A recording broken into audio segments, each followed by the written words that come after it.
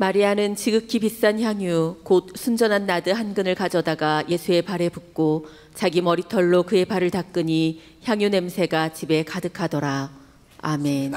오늘 말씀은 다 여러분들이 읽으신 바대로 요한복음 12장 나오는 마리아의 향유옥합에 대한 말씀을 드리려고 합니다.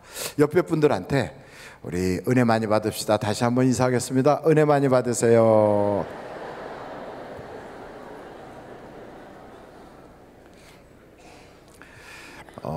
마리아라고 하는 여자는 그 오라비가 다 아시는 대로 나사로라고 하는 오라비가 있고요. 그리고 자기의 읽었어요? 자기 나사로의 동생으로 마르다가 있고요. 또 마리아가 있어요. 그러니까 이렇게 이남 일녀의 가정으로 사는데 부모 이름이 거명이 안 되고 있어요. 그러니까 아마도 부모의 슬하에서 벗어나서 이렇게 살고 있었는가 봐요. 근데 늘 주님이 그 지역을 가시다 보면 마르다 마리아가 막 예수님을 모시고 들어가서 식사 대접을 하고 그런 아주 주님과 가까이 지내는 그런 가정이에요. 그래서 주님이 내가 사랑하는 가정이다, 나의 친구다 이렇게 불러지는 그런 가정입니다. 그런데 그 가정에 그 나사로가 세상을 떠났거든요.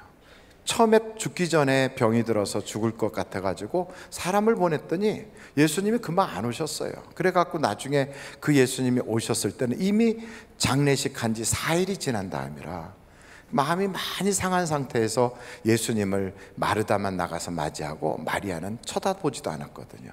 그랬던 그 집에 예수님께서 무덤문을 여시고 나사로를 다시 살려주셨다고요. 할렐루야. 그렇게 나사로가 살아나고 나니까 마리아의 눈이 탁 열린 거예요. 그때로부터 시작해서 마리아의 인생은 전혀 다른 인생을 살아요. 나사로가 살아나기 이전의 마리아와 나사로가 살아난 이후의 마리아는 완전히 다른 거예요.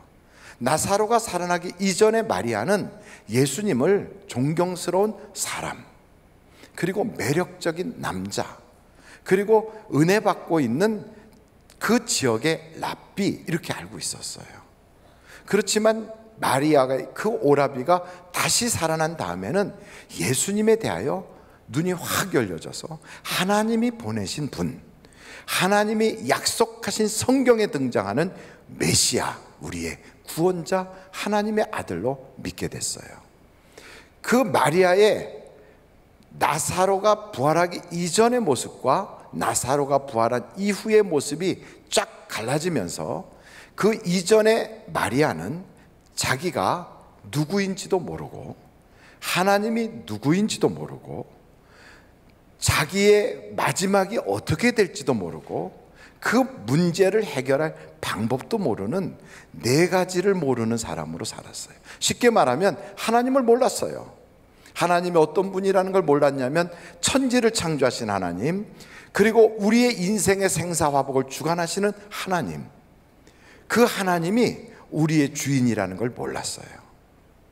그렇게 모르고 살면서 자기는 이 세상에 돈만 있으면 되는 줄 알았어요. 누군가 사랑해주면 되는 줄 알았어요. 그랬던 마리아가 예수님을 제대로 보고 나서부터는 자기가 죄인이라는 걸 깨닫고 나는 내 힘만 가지고는 살 수 없다, 이걸 알게 된 거예요. 제가 어저께 신방을 한 어느 가정에 그 집사님이 그런 말씀을 하시더라고요. IMF 때 부도를 맞고 아들 하나 키우는데 너무너무 힘들었다고. 여자의 몸으로서 사업하는 게 그렇게 어려울 수가 없었다고 그래요. 근데 그 말씀을 하시는데 눈에서 촉촉하게 눈물이 보이더라고요.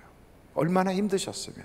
그리고 그걸 통과하려고 그렇게 애를 쓸 때 부도를 맞았으니 물건 하나 없지요, 돈 없지요, 아무것도 없는데 여자 혼자서 아들 하나 키우는데 아마도 그 아들 없었으면 자기가 세상에 살아있지 못했을 수도 있었을 거라는 거죠. 그러고 나서 겨우 막 일어나려고 하는데 외환위기가 또 있었대요. 그러고 나서 그런 고비를 쫙 겪어가면서 너무너무 힘들었을 당시에 이야기를 하시더라고요. 근데 저는 그분이 그렇게 말씀하시면서 그렇게 어려운데 하나님이 도와주셔서 자기가 지금과 같이 이렇게 됐다고 그러시더라고요. 그러면서 자기 세론들이 기도해 주셨고, 그리고 정말 하나님의 은혜라고. 근데 우리가 이 세상을 살면서도요, 하나님도 모르고 내가 누군지도 몰라요. 그래서 내가 죄인인 걸 모르는 거죠. 그 죄 때문에 찾아오는 저주를 우리는 내 팔자인 줄 알고, 그게 내 운명인 줄 알고, 난 그렇게 원래 사는 줄 알아요. 근데 그게 아니고, 그 죄에 찾아오는 운명, 그리고 그 결과가 죄 때문에 심판당하고 지옥 가는 그 모든 운명은 예수 그리스도를 통하여 해결받을 수 있다는 것을 성경은 우리에게 말씀하고 있다고요. 그런데 그 방법을 모르는 거예요. 어떻게 해결해야 되는지, 자기 팔자를 어떻게 고쳐야 되는지, 자기가 죽으면 지옥 갈 운명이라는 것도 모르는 동시에 그 지옥 갈 운명에서 어떻게 벗어나야 되는지도 모르는 거죠. 이 마리아도 똑같았어요. 그렇게 살았어요. 오직 그에게 의지할 수 있는 건 돈밖에 없었어요. 그런데 사람들이 마리아를 뭐라고 표현하고 있냐면 죄인이라고 그래요. 한번 여러분 누가복음 7장을 한번 찾아보시겠어요? 누가복음 7장이에요. 누가복음 7장 36절이에요. 누가복음 7장 36절.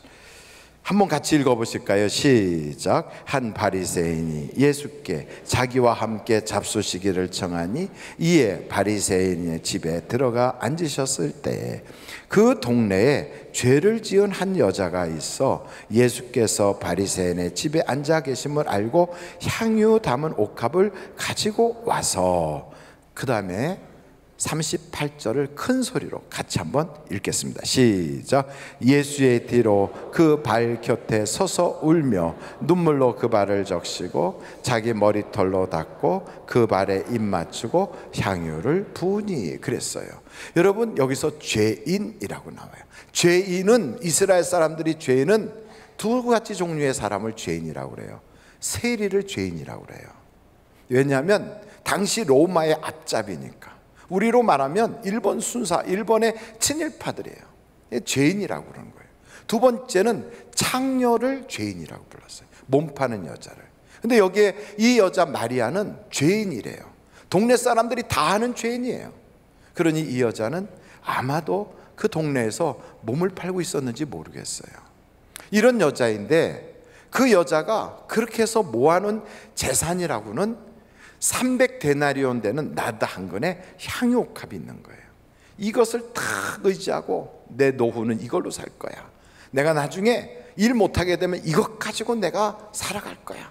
그것을 자기의 인생의 마지막 보루로 생각하고 그것만 꽉 붙잡고 있는 그런 여자였어요.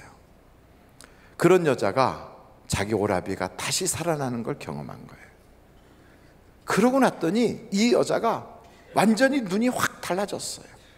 예수 그리스도를 보기에 전에는 남정네로 봤어요. 말 잘하는 사람으로 봤어요. 잘 가르치는 랍비로 봤어요. 사람들의 인기가 있는 사람으로 봤어요. 그랬던 그의 눈이 확 바뀌었어요. 하나님이 보낸 메시아로 보이기 시작하는 거예요. 그리고 그의 마음속에 이제는 예수님이 하시는 말씀을 귀를 기울이기 시작하는 거예요. 예수님이 과연 무슨 말씀을 하시나 하고 귀를 기울였더니, 아니 그분이 글쎄 죽는다는 거예요. 내가 예루살렘에 올라가서 장로들에게 잡히고 내가 죽을 것이다. 내가 죽는 것은 모든 사람의 죄를 위하여 죽는 것이고 내가 세상 죄를 지고 가는 어린 양이다. 내가 죽은 이후에는 다시 살아날 것이고 너희 모든 죄를 다 대속해 줄 것이다. 이 말씀을 하는 예수님을 딱 보는 순간 그의 마음이, 내가 주님한테 이 큰 은혜를 받았는데 어떻게 그냥 지나갈 수 있는가, 이런 가슴 떨림이 있었던 거예요. 여러분, 이 내용을 한번 쭉 생각해 보면 단순해요. 그는 아무것도 모르던 여자였어요.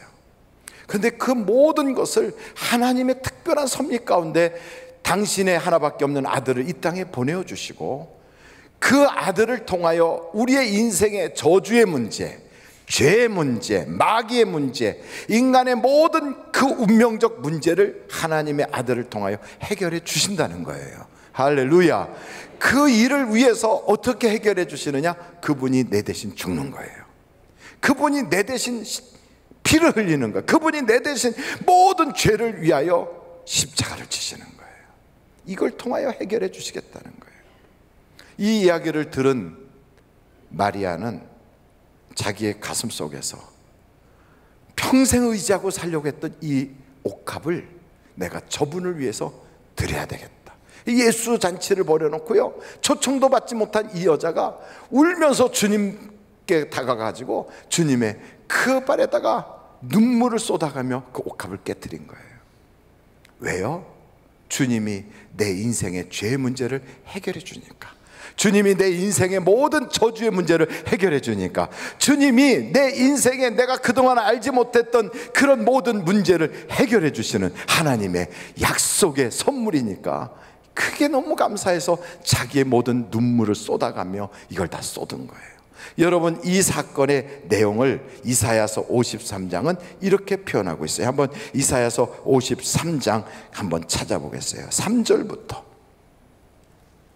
이사야서 53장 3절이에요. 다 같이 한번 읽어보실까요? 시작.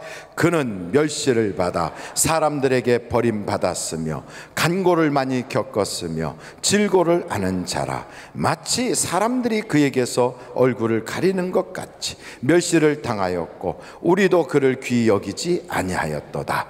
그는 실로 우리의 질고를 지고 우리의 슬픔을 당하였거늘 우리는 생각하기를 그는 징벌을 받아 하나님께 맞으며 고난을 당한다 하였노라. 그가 찔림은 우리의 허물 때문이요 그가 상함은 우리의 죄악 때문이라. 그가 징계를 받음으로 우리가 평화를 누리고 그가 채찍에 맞음으로 우리는 나음을 받았도다. 우리는 다 양 같아서 그릇 행하여 각기 제 길로 갔거늘 여호와께서는 우리 모두의 죄악을 그에게 담당시키셨도다. 하나님이 만드신 세상에 살면서 우리는 하나님이 계신지도 몰랐어요. 그 하나님이 나를 만드셨는데도, 내 영혼의 아버지신데도 그분이 내 영혼의 아버지인 줄도 몰랐어요. 나는 이 땅에 살면서 하나님도 모르고 내게 영혼의 아버지가 있다는 것도 모르고, 그러면서 나는 이 땅에 내 인생의 꿈을 추구하면서 달려가던 그런 사람이었어요. 부모도 모르고 주인도 모르고 내 맘대로 사는 그런 죄인인데도 내가 죄인임을 몰랐어요. 그랬던 그가 깨달은 거예요.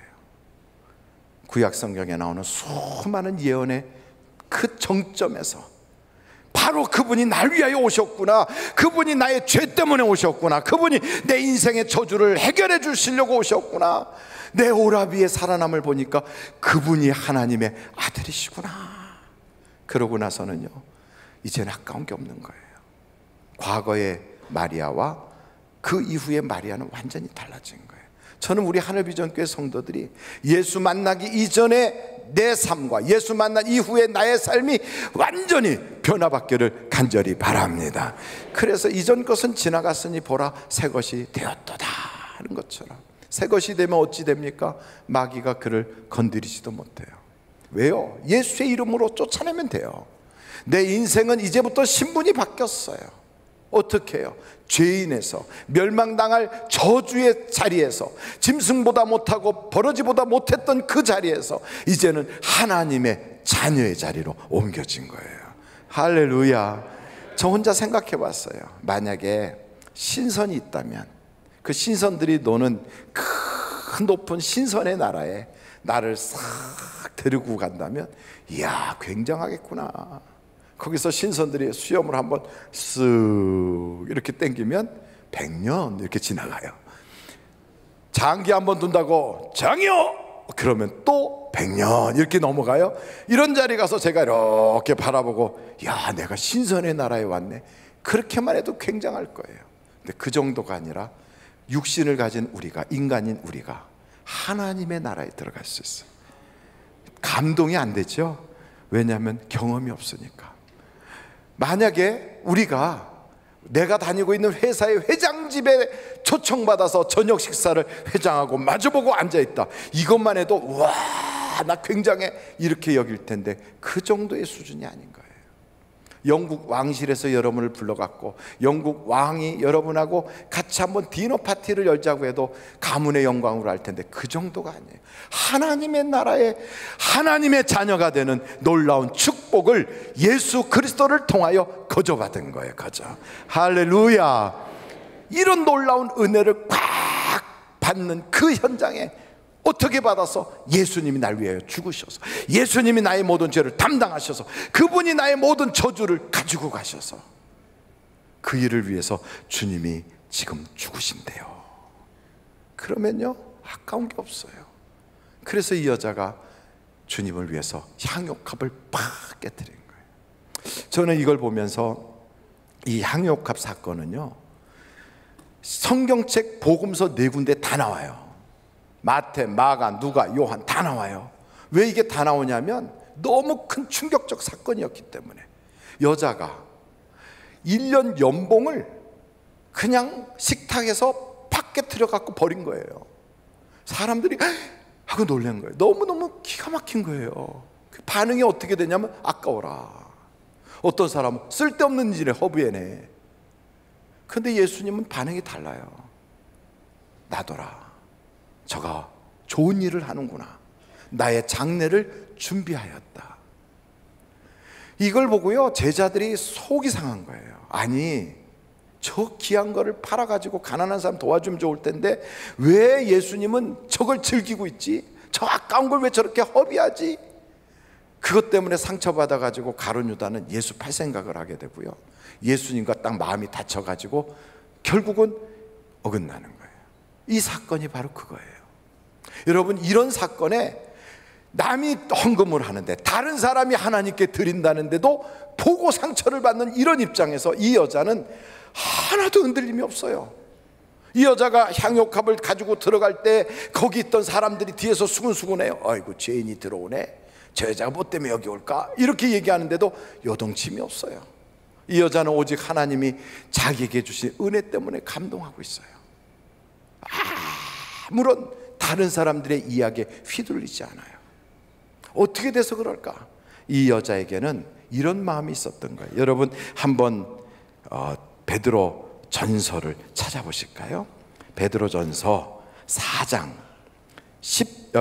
9절서부터 한번 11절까지 같이 한번 보시면 좋겠어요. 베드로 전서 4장 9절부터 한번 읽어보겠습니다. 시작. 서로 대접하기를 원망 없이 하고 각각 은사를 받은 대로 하나님의 여러 가지 은혜를 맡은 선한 청지기 같이 서로 봉사하라. 만일 누가 말하려면 하나님의 말씀을 하는 것 같이 하고 누가 봉사하려면 하나님이 공급하시는 힘으로 하는 것 같이 하라. 이는 범사에 예수 그리스도로 말미암아 하나님이 영광을 받으시게 하려 함이니 그에게 영광과 권능이 세세에 무궁하도록 있느니라. 아멘. 이 여자의 마음속에는요 예수를 만난 이후부터 생각이 딱 정리가 됐어요. 그 이전에는 남자로 봤어요. 근데 그 이후에 하나님으로 보이는 거예요. 그러고 나서부터 이 사람의 마음속에는 원칙이 딱 생겼어요. 그 첫째가 원망하지 않는 거예요. 둘째는 자기가 말할 때마다 이건 하나님이 말씀하는 것처럼 하는 거예요. 그러니까 누가 뭐라 그래도요 요동하지 않아요. 감사한 일이죠, 뭐 은혜지요. 이렇게 달라졌어요. 거기에 자기의 온 재산을 팍 털어 넣으면서도 하나님이 공급하는 힘으로 하는 것처럼 하는 거예요. 그걸 가지고 뒤에서 내가 했어 뭐 했어 이런 얘기 안 해요. 하나님이 공급하는 것처럼 하는 거예요. 이 세 가지, 이게 이 여자의 마음속에 딱 자리 잡은 원리였어요. 저는 하늘비전교회 성도들이 과거에 내가 어떻게 했든 상관없이 이제부터는 하나님이 내게 공급하는 것으로 하는 것처럼 할 수 있기를 간절히 바랍니다.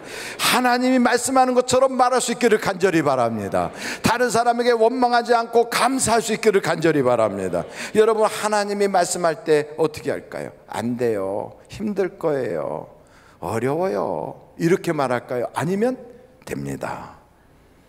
믿으세요. 하나님은 능력이 있어요. 우리 주님 같으면 그렇게 말씀하실 거예요. 여러분 하나님께서 복을 주신 분들은요, 전부 입이 먼저 복을 받아요. 그래서 입에서 나오는 그 말이 세상을 확 먹어버려요. 똑같이 애굽에서 있다가 나와서 광야 생활을 하는 사람들도 하나님이 복을 주신 사람과 하나님을 발견하지 못한 사람은 똑같은 걸 봐도 생각이 달라요. 원망해요. 그리고 하나님이 약속한 땅에 딱 들어가도요, 와, 성이 높네, 와, 그 사람들은 엄청나게 키가 크네, 이야, 내가 봐도 난 메뚜기 같아, 우리 안 될 거야, 우리 여기 다 죽을 거야, 힘들 거야. 그래요. 그런데 하나님이 복 주신 사람, 하나님을 만난 사람, 하나님이 주는 힘으로 사는 사람들은 말이 달라요. 어떻게 합니까? 그들의 신은 떠났고 저것은 나의 밥이다 그래요. 그런데 이상하게 말한 대로 하나님이 역사해 주세요. 말한 대로. 그래서 여러분, 요즘 세상 살기 어렵잖아요. 주변에 다 말 들어보면 힘들다고 그래요. 그리고 뭐 그렇게 어렵다는 얘기가 많은지 몰라요. 어렵다는 얘기 한다고 좋아집니까? 힘들다고 말하면 힘이 적게 듭니까? 그렇지 않아요. 이럴 때일수록 내게 능력 주시는 자 안에서 나는 모든 걸 할 수 있느니라, 더 믿음이 생기잖아요. 하나님이 더 좋게 해주실 거야. 위기는 기회인 거야. 이런 문제를 통하여 나에게 간증이 풍성하게 해주실 거야. 하나님은 지금도 살아계시다니까. 그분께 기도하면 능력 주신다니까. 하나님은 역사해 주셔. 그럼 용기가 나잖아요. 여러분, 주저앉아 있어서 퍽 퍼져 있는 것보다는 하나님이 오늘도 내 발걸음을 인도해 주신다. 나의 종착역은 축복의 자리다. 하나님이 내게 가장 최고의 날은 지금 아직 주시지 않았다. 내게 오고 있다. 믿고요, 천국을 바라보는 거예요. 여러분, 죽어도 천국인데 이 세상에 죽는 것보다 더 큰 문제가 어디 있겠어요? 사람이 죽는 것보다 더 큰 어려움이 어디 있겠어요? 그래도 죽어도 천국이라니까. 우리는 그러니까 최소한 성공을 해놓고 사는 사람이잖아요. 근데 왜 기죽어 삽니까? 왜 두렵고 왜 떨리고 벌벌벌벌 합니까? 우리 성경에 뭐라고 말합니까? 죽음을 두려워하는 자들을 놓아주려 하시고 마귀의 모든 일을 멸하려 하시고 시험당하는 자를 도와주시려고 우리 주님이 오셨다는 거예요. 여러분, 그 예수를 통하여 입이 바뀌기를 간절히 바랍니다. 하나님은 내게 복을 주신다. 하나님은 내 인생을 복되게 해주신다. 나는 지옥의 자리가 아니라 천국 자리가 예비되어 있다. 마귀는 나와 상관이 없다. 그래서 우리 자녀들이요, 막 힘들어하거든 걱정하지 마라. 하나님이 너의 인생에 더 주셔서 앞으로 세계의 모든 민족에 뛰어나게 하실 거야. 그게 우리말이 아니에요. 성경의 이야기예요. 성경이 그렇게 얘기해요. 모든 성경의 이야기는 부정적인 얘기가 하나도 없어요.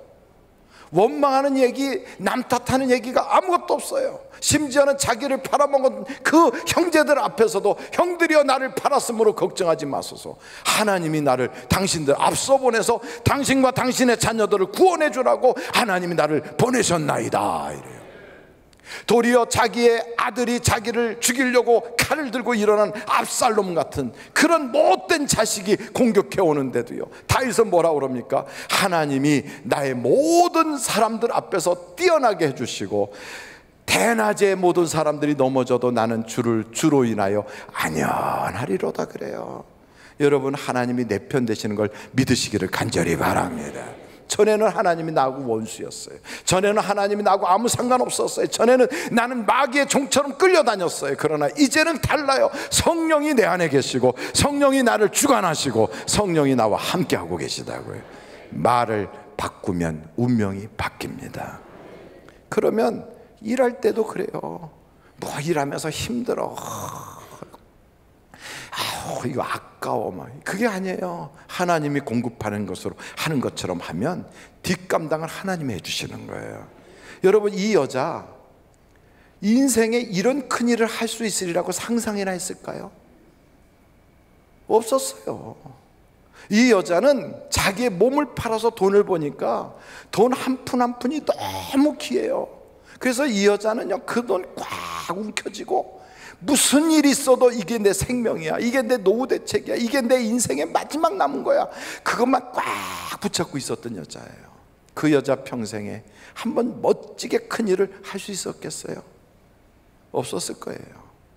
그런데 이 여자를 통하여 하나님이 모든 사람이 충격을 받는 큰 대사건이 일어나도록, 그래서 마태, 마가, 누가, 요한 모든 복음서에 다 기록이 됐다는 건 그 당시의 목격자들이 이걸 잊어버릴 수가 없었던 거예요, 이 사건을. 여러분, 어떤 사람은 그래요. 자기 평생에 예배당 하나는 지을 수 있을까? 그런데 마음속에요, 아니야, 내게 능력 주시는 자 계셔서 나는 내 힘으로 하는 게 아니라 하나님이 공급해 주면 할 수 있어. 그러면서 한 걸음씩 가는 거예요. 한 걸음 또 한 걸음. 그 일을 위해서 처음에는 조그만 그냥 벽돌만 쌓은 그런 아프리카의 조그만 예배당 하나 세워요. 생일 선물로 사람들이 막 모여서 잔치할 걸 딱 모아가지고 저 무슨 탄자니아나 우간다 같은 데다가 그런 뭐 우물 하나 파요. 그리고 마을 사람들이 기뻐하는 걸 보면서 행복을 느껴요. 자그마한 것부터 시작했어요. 어느 때가 되니까 그 걸음이 점점 커지는 거예요. 어떻게 해요? 내 힘으로 하는 거 아니라니까, 하나님이 주시는 힘으로 한다니까, 이러면서 나가는 거예요. 여러분, YMO의 창립자였던 로렌 커닝햄이 그래요. 이분은 그런 얘기 하더라고요. 자기는 단지 꿈 하나밖에 꾼 게 없대요. 세상에 엄청난 바다에서 일어나는 파도가 세상을 확 덮는 꿈 하나를 꾸고 그때 깨달았대요. 하나님, 이 꿈이 내 꿈이 되게 해주세요. 내가 세상을 덮을 수 있게 해주세요. 그리고 나서 그가 뭐라고 그랬냐면, 벼랑 끝에 서야 되겠다. 그 자기가 자기를 먼저 파송하는 거예요. 너는 돈 하나도 없지만 내가 너를 파송한다. 어디로? 선교사로. 그래서 자기가 자기를 파송했어요. 근데 하나님이 자기의 삶을 책임져 주는 거예요. 그걸 간증을 하는 거예요. 다른 사람에게 도전을 주는 거예요. 다른 사람도 그 도전을 보고 나가는 거예요. 한 사람 두 사람 나가기 시작했는데, 제가 그분을 만났을 때 몇 명이 나갔냐면 10만 명이 나갔어요. 그때 그분이 뭐라고 이야기하냐면, 이 꿈을 함께 공유할 사람 100만 명을 기도하고 있대요. 100만 명의 선교사를 파송하는 그런 사람이 된 거예요. 여러분, 처음 시작은 미약했어요. 한 걸음부터 시작했어요. 이 여자 처음부터 이 큰 일을 계획하지 못했어요. 그러나 하나님이 딱 그를 붙잡고, 내가 하는 것이 아니라 하나님이 공급하는 힘으로 하는 거야 했더니, 그 다음에는 하나님이 책임져 주시는 거예요. 마지막으로 이 여자가요, 돈 그거 다 털어놨으니까 망했겠지요. 그 다음에 노후 대쯤 안 되니까 나이 먹고 이제 고생 죽도록 했겠지요. 그렇지 않아요. 성경을 딱 보니까 요한이 그의 이름을 거명해요. 마리아, 마르다, 나사로, 이름을 거명해요. 그 이름 거명하는 게 뭐 대단하다고요? 이 성경책을 가장 나중에 쓴 게 뭐냐면 요한복음이었어요. 요한복음을 쓸 때 요한은 그때 마리아를 보고 나사로를 보고 마르다를 보고 있는 거예요. 그 사람들이 초대교회 그 당시에 많은 사람들에게 짐덩어리가 되고 누추하고 사는 꼴이 은혜가 안 됐다면 그들의 이름을 거명할 이유가 없었을 거예요. 그런데 그들의 삶이 모든 사람이 볼 때 귀감이 되고 신앙의 도전이 되고, 와, 어떻게 저렇게 살지 하니까 그 이름이 거명되는 거예요. 여러분, 전에는 물질을 의지하고 살았던 사람이에요. 근데 이제는 달라졌어요. 하나님을 의지하고 사는 사람으로 변했어요. 여러분, 돈 따라 사는 사람과 하나님을 따라 사는 사람은 하늘과 땅인 걸 믿으십니까?